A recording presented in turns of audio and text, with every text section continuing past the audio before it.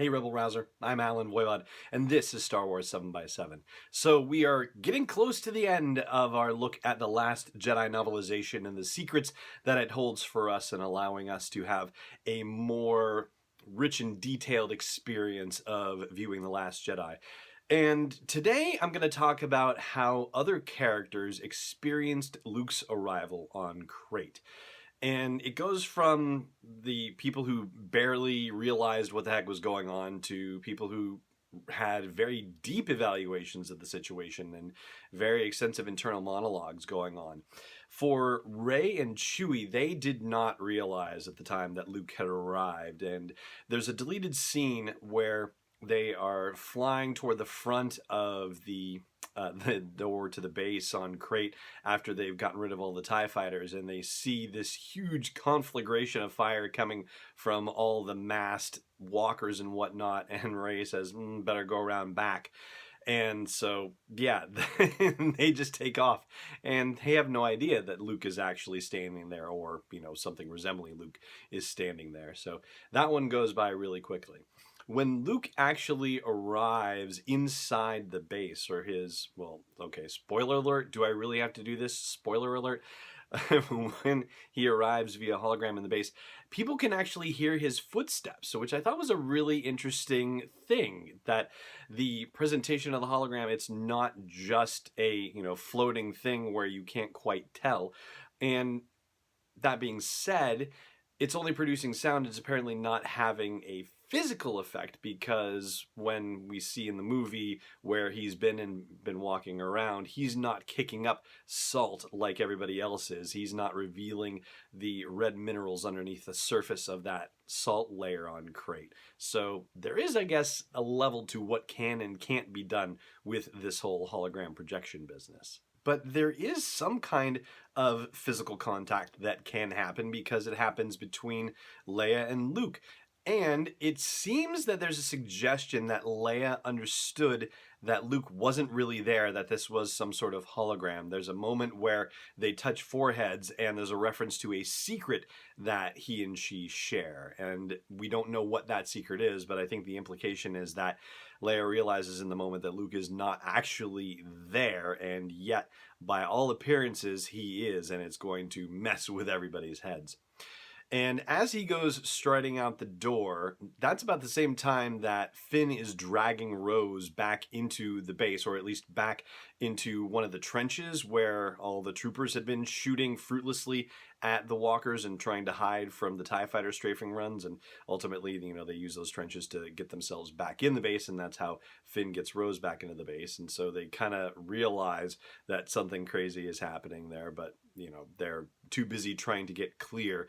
Even though the walkers aren't shooting at them, according to Finn, he thinks that they don't consider Finn and Rose a danger of any kind. They're more focused on cracking into the base and then focused on Luke coming out of there. And then we get to Poe Dameron's reaction.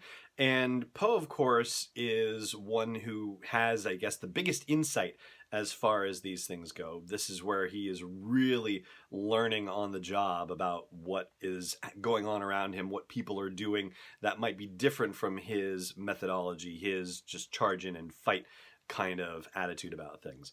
So he sees Luke going out there and realizes that he's watching history unfold, that this is something that's absolutely legendary happening. And he doesn't know that Luke is a hologram at that point. It doesn't matter anyway. Just, it is an amazing event that he's witnessing. And he's aware that he grew up under the shadow of a tree, a seedling of a tree that Luke had given to his mother, Shara Bay, and that was planted on Yavin 4, where Poe grew up. And it was confirmed by Jason Fry in the novel that it was a Unity tree, which is the same kind of tree that is on the island of Ahch-To that Yoda decides, I've had enough of this, dithering by Luke, and burns to the ground via lightning. So yes, it's a Unity tree. It is the same kind of tree that Poe Dameron grew up under. And we don't know what Luke did with the other one. That Unity tree that's on Ahch-To is supposed to be very, very, very, very old, and therefore it shouldn't be the other of the two that Luke rescued as depicted in the Shattered Empire comic book series. Now, just for the time frame perspective of things, Poe was about 2 years old or so when the Battle of Endor happened, and the novel says that he was an adolescent by the time Luke was gone off in, the wilds of the galaxy searching for whatever Jedi lore he could find. And Poe was learning to fly in the debris field around Yavin. So that in itself, it gives us a little bit more detail about Luke's timing in the galaxy, when he was gone, when he wasn't gone, that sort of thing. But I told you in previous podcasts that I've been rereading the Aftermath novels with Scorekeeper Declan, and there's he's already gone as far as that goes. He is already off searching for Jedi lore within the first year after the Battle of Endor. So, this whole thing about Poe being an adolescent by the time Luke was gone for good, well, I mean, maybe that's gone for good, like not dealing with potential Jedi students anymore, but that has to be, I think, 5 years or so before The Force Awakens starts. It can't be much more than that, and Poe is definitely not an adolescent at that point, so I think there's still a bit of mystery for us to unravel there. But probably the most extensive reaction to the appearance of Luke has to come from the bad guys, from Kylo Ren and from General Hux, surprisingly. So Kylo Ren, of course, not happy about the whole situation, and the expression on his face, General Hux reads the expression on Kylo Ren's face as fear.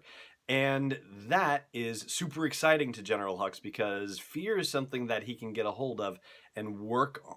For him, it means that he is sensing weakness and opportunity, according to the novel, and he's already starting to plan how he can possibly sideline and marginalize Kylo Ren in the days, months, years to come, so that way he can be the one to take control of the First Order. And he's already shown previously that he will do anything and everything, including killing his own dad, in order to get control of the First Order. So I definitely think, even though Kylo Ren can throw him all over the place with force pushes and force chokes and whatnot, I don't think General Hux is a person to be underestimated for anyone's sake. And as Hux is watching Luke on the battlefield, like, he has the hairs coming up on the back of his neck and has the complete and utter sensation that Luke is staring right at them, like really just can actually see from that far distance all the way into the shuttle and is making eye contact with people. Like, that's how powerful Luke's appearance is. And as Hux reflects on the legacy of the Jedi, you find out that he pretty much believes the lie that Palpatine had put out there, that the Jedi tried to take over the Senate and that they had to be put down as part of a rebellion against the Galactic Empire, and that the clone troopers were, used for that regard. But he thinks about the clone troopers, and he thinks about how the Jedi would take students when they were very young and bring them to Coruscant for training and whatnot.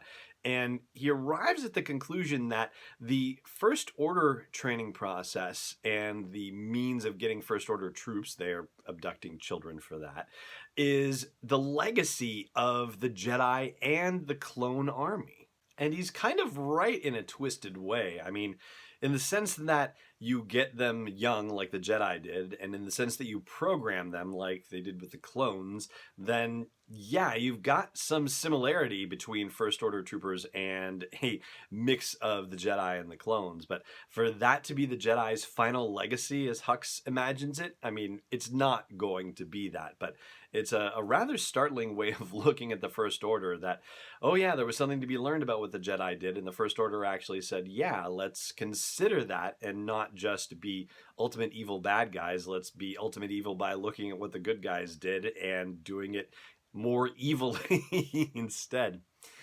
Oh man, so there you go. That is a summary of how Hux and Ren and Poe and Leia and Finn and Rose are reacting to the appearance of Luke Skywalker on Crait. 3PO, pretty much what you saw in the movie, same kind of experience. So, and the conversation, I guess I should point out too, the conversation that Luke and Leia have in the novelization is pretty much the same one that you get to see in the movie. So nothing crazy, special, different, unique there. you get the full emotional power, and you can kind of see why that one wouldn't get particularly embroidered, because it is such an incredible and indelible moment in the movie. All right, I've got just a couple more little notes from this part of the story that I'll share over on the audio version of this show. That'll be at sw7x7.com/iTunes or wherever you like to listen to podcasts. And in the meantime, it just remains for me to say thank you so much for watching, and may the Force be with you wherever in the world you may be.